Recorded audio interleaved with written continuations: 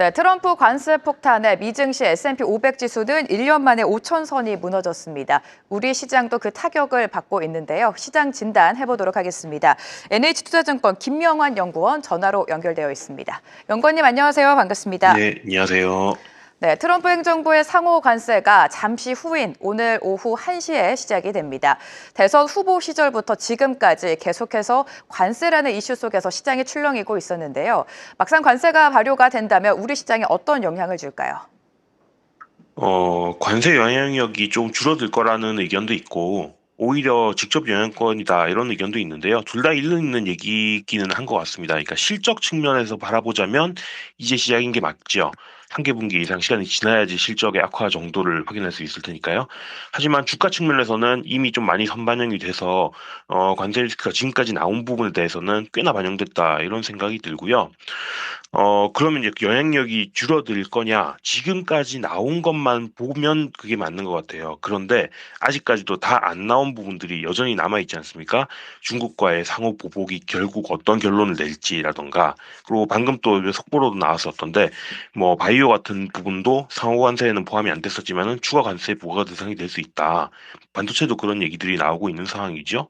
그리고 관세 협상을 시작을 할 거다라고 얘기는 했는데 아직 구체적으로 미국이 어떤 무리한 요구를 할지도 모르는 상황이고, 그런 것들을 생각하면은 지금까지 나온 거 이외에 새로운 뉴스 플로우들에 따라서 주식시장이 흔들릴 여지들은 또 여전히 남아 있다는 생각이 들어요. 그래서 정말로 관세 영향이 줄어드는 시점은 어느 한 국가라도 미국과의 협상을 끝내고, 그래서 미국이 원하는 게 이런 거구나, 이런 것들을 투자자들이 다 확인하는 과정들이 좀 필요하지 싶습니다. 네, 영향이 줄어들기보다 또 다른 변수가 생길 수도 있다라고 말씀해 주셨습니다. 앞서 살펴주신 것처럼 이미 우리 주가는 좀 선반영이 되면서 많이 밀렸는데 코스피 지지선 어디까지 보십니까?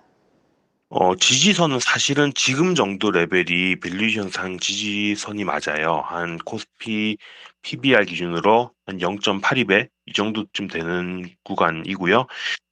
이것보다 낮아지는 거는 극히 예외적인, 그러니까 코로나 상황 정도? 이 정도, 뭐전 세계로 팬데믹이 확산되는 이런 상황이 아니었으면은, 이것보다 낮아진 경험이 없었기 때문에 지지선은 지금 수준이 맞고요. 다만 그러면 지지선이 나왔으니 지금은 그럼 정확한 바닥이 나온 거냐라고 얘기하는 건 좀 의미가 없는 게, 지금은 기업 이익 같은 부분보다는 정치나 정책이 주식시장에 미치는 영향력이 너무 커져 있는 상황이잖아요.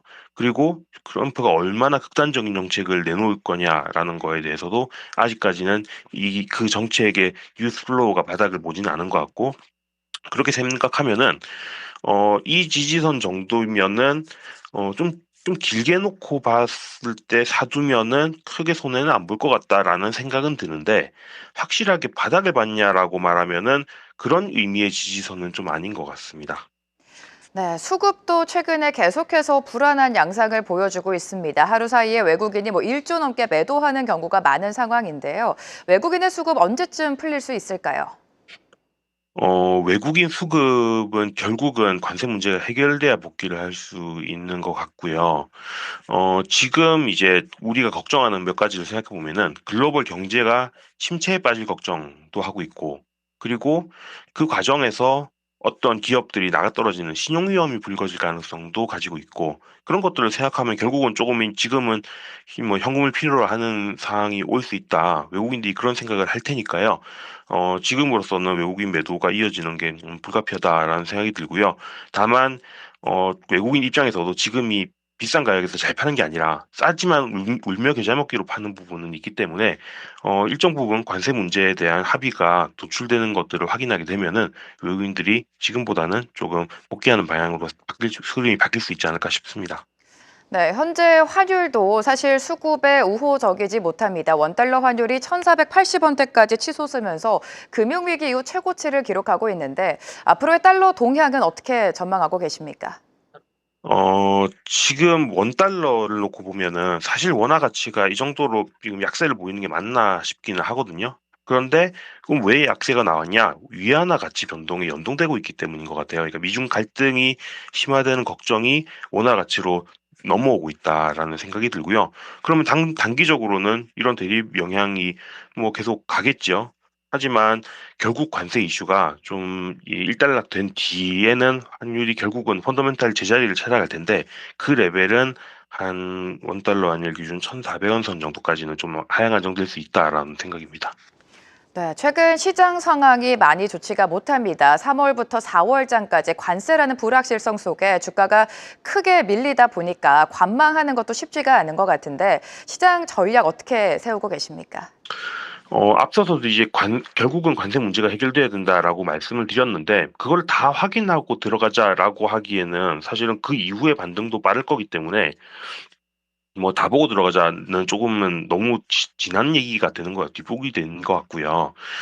여튼 지금은 피닉셀 구간인 거는 맞거든요. 미국의 빅스 인덱스 같은 경우에는 한 52포인트 정도까지 올라와 있는 상황인데 이 정도에서 주식을 사두면은 뭐 한 6개월, 1년 정도의 호흡으로 보면은 보통은 항상 수익 구간이었습니다. 그래서 매수는 하되 다만 이 뉴스플로우가 당장 우호적으로 바뀌지는 않을 수 있기 때문에 좀 분할 매수 차원으로 지금부터는 천천히 들어가자라고 말씀드리고 있습니다.